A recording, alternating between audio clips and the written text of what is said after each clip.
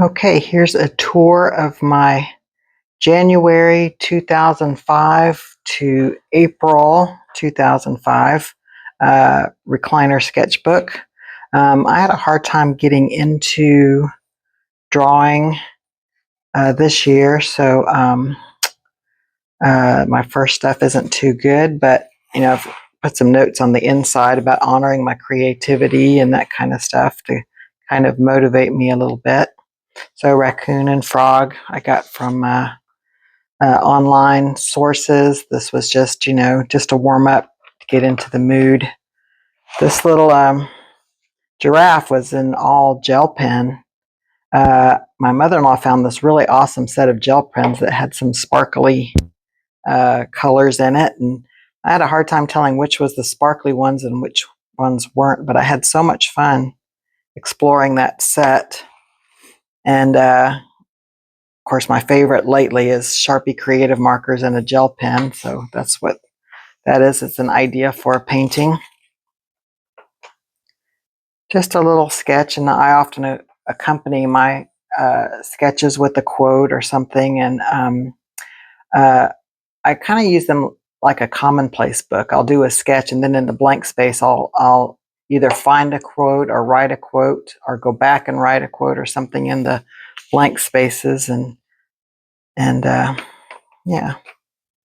Another one. This was a mixture of the acrylic markers and the gel pens, and I don't know if you can see it on the screen, but there's a little bit of sparkly happening on that page as well. Yeah, not really a floral artist, but there's such good warm-ups, for an art day. This was actually a study of a statue. A lot of times in formal art classes, they'll give you a plaster bust. It's just white figure. And they make you do the figure to study light and shadow and planes and all that kind of stuff. And I just found this statue online, and it was somebody that I had heard of. It's the guy who put forth the idea that other planets, that the stars could be suns, and that there could be other worlds orbiting around them. And he lived from 1548 to 1600, so it was just all philosophy back then, which I thought was interesting. Thought he was killed by the Inquisition. And if you follow my personal page, you'll see all the bunnies. I do rabbit at the beginning of each month, and my rule is to use whatever's in range. And so apparently all I had was these gel pens at the time and acrylic markers, and I'm just coloring in whatever colors I had. So we have blue bunnies for that month. This is just from a photograph.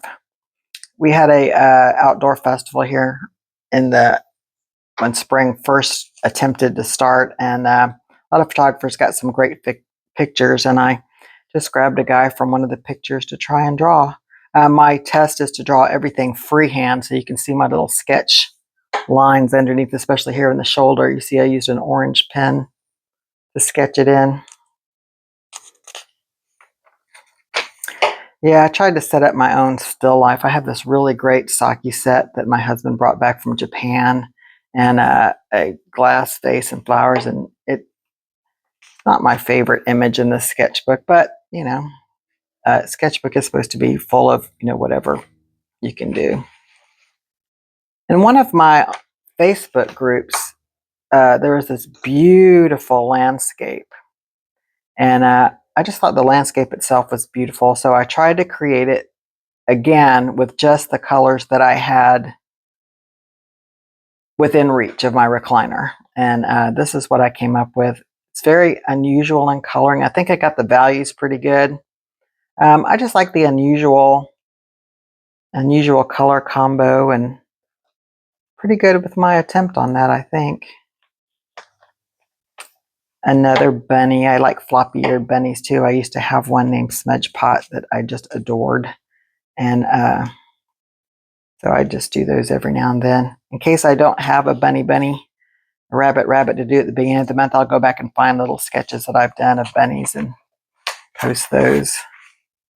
Okay, all of you older people, I might know Dame Edna.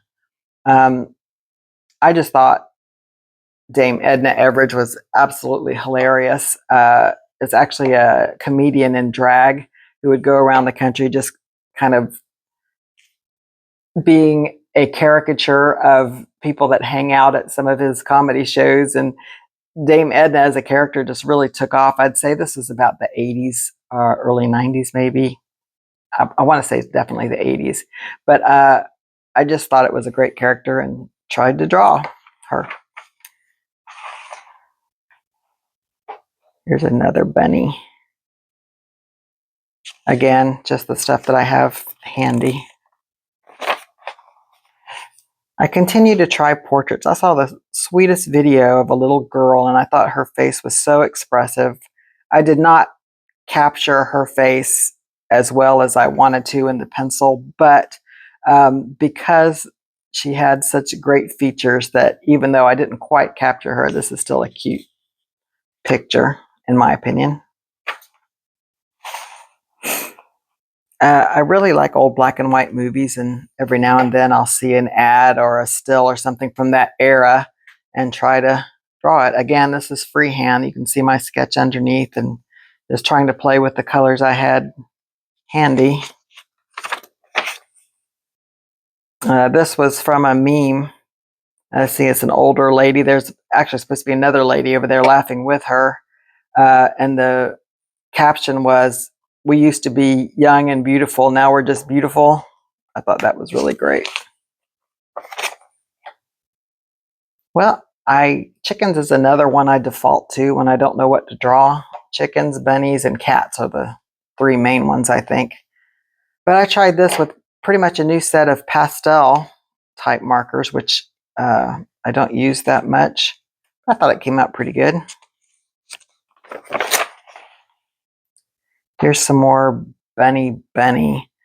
I have to confess, or at least discuss, I don't believe AI generated art is a thing that we should be supporting as a final product.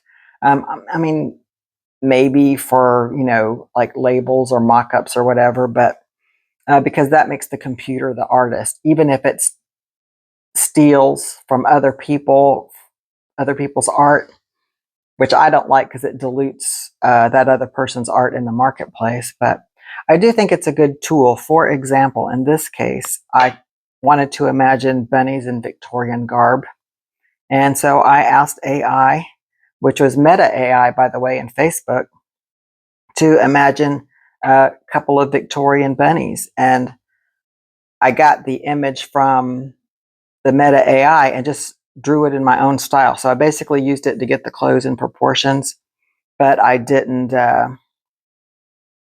trace it. I didn't, or copy it other than the pose and the clothes. So this is still my style, but excuse me, but not actual AI. I'm still on the fence about that. Back in the day, illustrators would use magazine clippings and keep in the file and use that for poses and whatever. So I don't know. I'm still waffling a bit on that. But anyway, that was my attempt at it. Here's Edgar Allan Poe and some lines from his poem, The Sleeper. Again, me working on portraits freehand. I do want to be a portrait artist, not as my main thing, but I want to be capable of doing it. And trying to make a face look like a specific face is a good skill to have. It's really a test of, can you draw what you see and convey it. So here we go. This is a unfinished sketch. I was in a restaurant waiting for a friend, and this was a nearby table. And my friend got there, and I didn't get any further than that. I might go back and just see if I can finish it as an actual finished sketch. But there you go. That's just gestures of the table that I could see in my line of sight. Another portrait attempt. This is from a photo of myself, and I've surrounded it with quotes on perseverance and keep going. Little self-pep talk there. Just keep trying, it says over here. It does not matter how slowly you go, so long as you do not stop. Just kind of phrases like that. Again, here's more blank space down here, so I've got room to write more if it comes up. Okay, this is Julius Caesar. I figured out that this is the 2609th anniversary of the assassination of Julius Caesar, Ides of March in 44 BC. And I just kind of wrote a summary of why he was killed, and used another bust of him to see if I could convey light and shadow with a ballpoint pen. I don't think I did too badly. I think it does look kind of like the bust, but I think no one would know that was Julius Caesar if I didn't write all that around there. But then again, none of us knew him personally, so what do we know? The funniest thing was the 2069th anniversary. I thought that was pretty cool. This is an ad. Actually, this model is in a lot of ads that I get on Facebook, and I just like this outfit. She was in motion doing the outfit, and I tried to capture it with my Pilot G2 gel pen, which is what I use for writing in my memory keeping journal. So that was just handy. Another portrait attempt. A lot of you who are my age might remember a show called Murder, She Wrote, and the character Jessica Fletcher, played by Angela Lansbury. This is from a promo photo of that show, and that's supposed to be Angela Lansbury. It looks nothing like her other than perhaps the hairdo, but it was a fun pose to do. I like the hand in that position was a good study of hands, I guess. This is a kitty named Milo. An acquaintance of mine named Brandon gave me some pictures of his cat that he said I could use to practice. Milo is an adorable cat, and I did not capture Milo's beautiful eyes as well as they are in real life. I use for writing, I just tried to get it for those of you who have not guessed yet. It's Cary Grant, and he's in a uniform as a promotion for a movie. More florals. I was just doodling here. Sometimes when you don't know what to do and just find a picture. I save a bunch of pictures on my phone, and a lot of them are flowers that I think are pretty. I never quite convey the prettiness of the flowers, but I enjoy the mental challenge of trying to convey that there are flowers on the page. And of course a quote around there. More portrait practice. You would probably never guess who any of that is, although this one is from a AI generated version of a statue of Queen from ancient times, and AI imagined what that person would look like in real person. I did not request the AI on that. It was just posted in my feed on Facebook, and I just thought it was pretty good to try, and I try to do people who don't know that I'm doing them. I do this a lot in my journals, as I'll do song lyrics. And being a South Carolina girl, I drew a Carolina wren and all the original lyrics to Carolina in the Morning by Gus Kahn. And so that's what that is. Had fun. More portrait practice. And you'll notice there are blank spaces on the top and bottom because I am sitting in my recliner. And sometimes I just do what I can easily reach, depending on how I have my sketchbook positioned. Again, no tracing, just from photographs. Kitty studies from photographs. More portrait practice. One bunny and a quote. If your art only matches the expectations of the masses, is it worth doing? That was an interesting thing to quote. Some studies here. That's supposed to be my mom. Looks nothing like her. That's from Frank Frazzetta's famous self-portrait. Looks nothing like him. And John Singer Sargent down there. This is just pretty much all quotes and a little doodle of a lantern.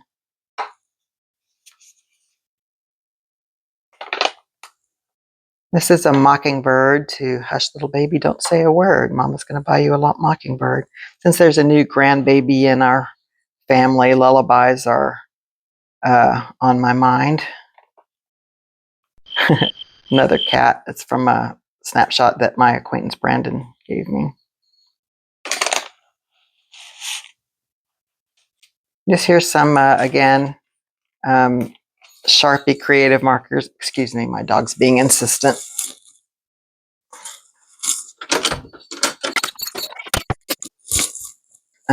A white heron and some reeds in a barn, again from photos I found online. I just do them.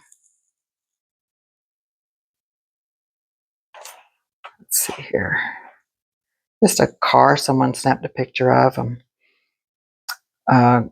Cars and buildings and architectural type things are something I keep trying to do as well. I do find that if I just practice them a little bit, step away, and then come back and do it, I do a little better. I'm not hating this, but I'm sure you can tell proportions are off. But my rule is to eyeball it. That's the whole thing, is to transfer what I see by sight into my sketchbook, because it's not relaxing if I have to sit there and trace it out or whatever. Okay, so this is another rabbit, the last one I did for April. Again, this one's all in ink pen, and this one's in ink pen and marker, so who knows what's I'm doing. And then for my last page of the sketchbook, I did my own front door. I prepared this page, which is kind of thin, with a layer of glossy acrylic medium. Glossy is all I had handy. I had some leftover paint from an actual painting. And hold on.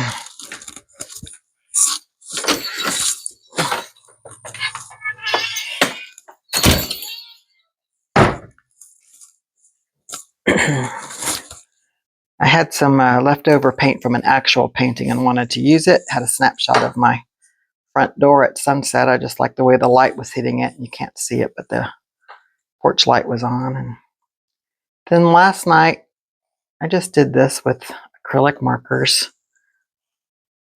And that was the last